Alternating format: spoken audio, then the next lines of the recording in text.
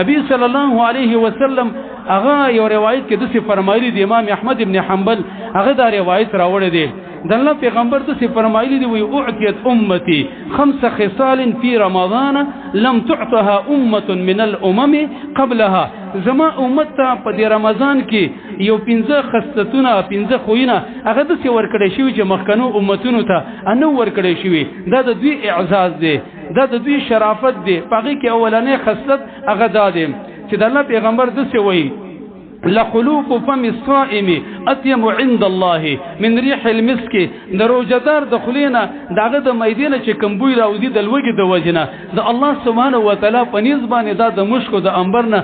ډیر خوږ دي وتستغفر لهم الملائکه حتى يفطر د دې روجدار د پر ملائکه استغفار او بخنه غواړي ترڅو پورې چې روزه نه ماته کړي او زما عزتمند دا بخنه ول څنګه غواړي د سی وی اللهم اغفر له وارحمه یا الله رحم پیوکا ګناونه معاف کا دا هغه دعا د چې اولین انسان آدم علیه السلام غوښتلی و ربنا ظلمنا انفسنا وان لم تغفر لنا وترحمنا لنكونن من الخاسرين او زما عزتمند مو استاد فاره ملائکه چې کوم دی هغه په خپل غواړي او ملائک معصوم مخلوق دی یقیني دعا قبول ده ويفعلون ما يؤمرون ولا يعصون ما امرهم الله دې دعا یقیني قبول ده ځکه معصوم مخلوق دی نو په دې یو روزه باندې ته وګوره دی روزدار ته ملائکه د مغفرت او د رحم داغه دعاګانې کوي دیو جن نبی صلی الله علیه وسلم ذکر ویل دي کعب ابن عجره ویل دي رضی الله عنه هغه وی رسول الله صلی الله علیه وسلم مونږ ته په یو موقع باندې ویل چې احضر المنبر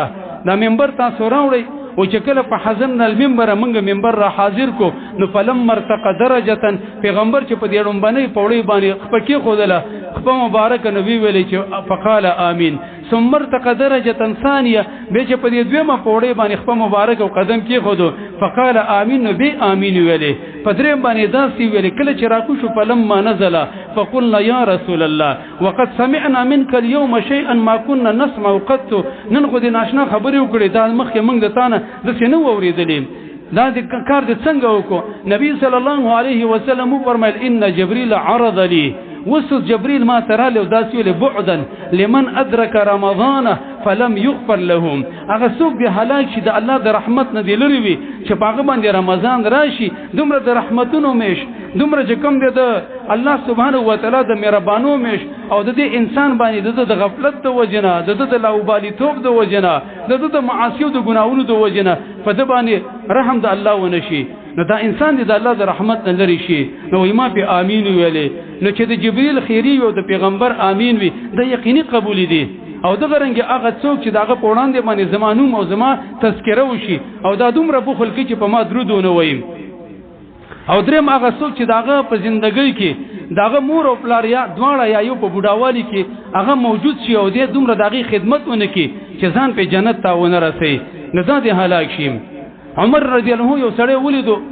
فکان یداه مشلول دغه د دواړه لاسونه شلو هغه ته لکه دا ولې سچل در باندې شوی فالج وغیرہ وهله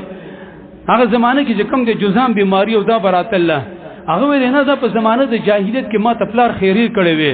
ناغه ول یو خلکو تاسو اندازه ولګوي چې په زمانه د جاهلیت کې او پلار دوی ته خیری کوي او داغه د خیری قبليږي نو وس چې په اسلام کې په ایمان کې یو مور او پلار چې کوم د غیر لګيږي او خپل زوی ته خیری کوي د دې وجه نتیجې زوی له زړه چولې او داغه نه فرمانی کړي دا خیری به څنګه نه قبليږي او دا سړی به څنګه د ورځ بخشي زما عزتمند مونږه چې کوم د خپل مور او پلار سره د مشرانو سره د دنیا په یو څو سيزونو باندې په دکانونو باندې داغي سره وړ پړکو هغه وهل او داغي چې کوم د نه فرمانی کول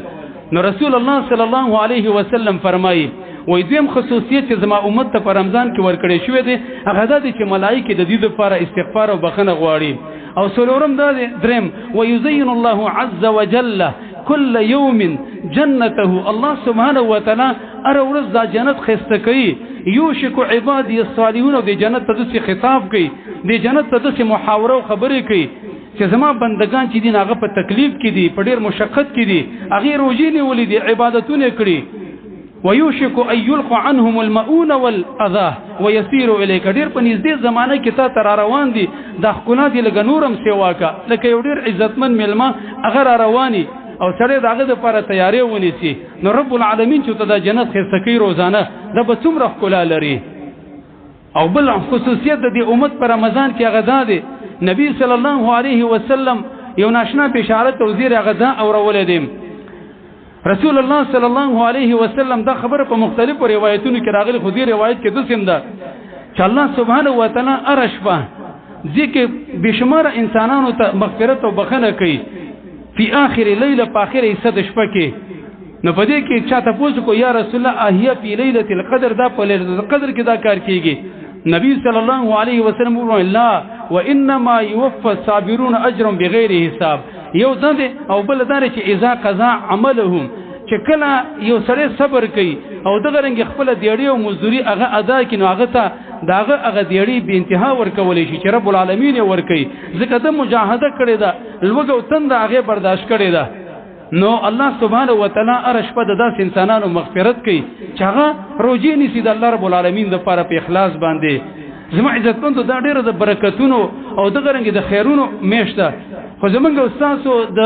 غیر سنجیدګۍ د وجنه او د آخرت باندې د جوخ یقین او د ایمان د نشوالي د وجنه مونږ ډیر خلک چې کم دی راولېږي غوغي صدا دغه سیزن وګرځو د ګټه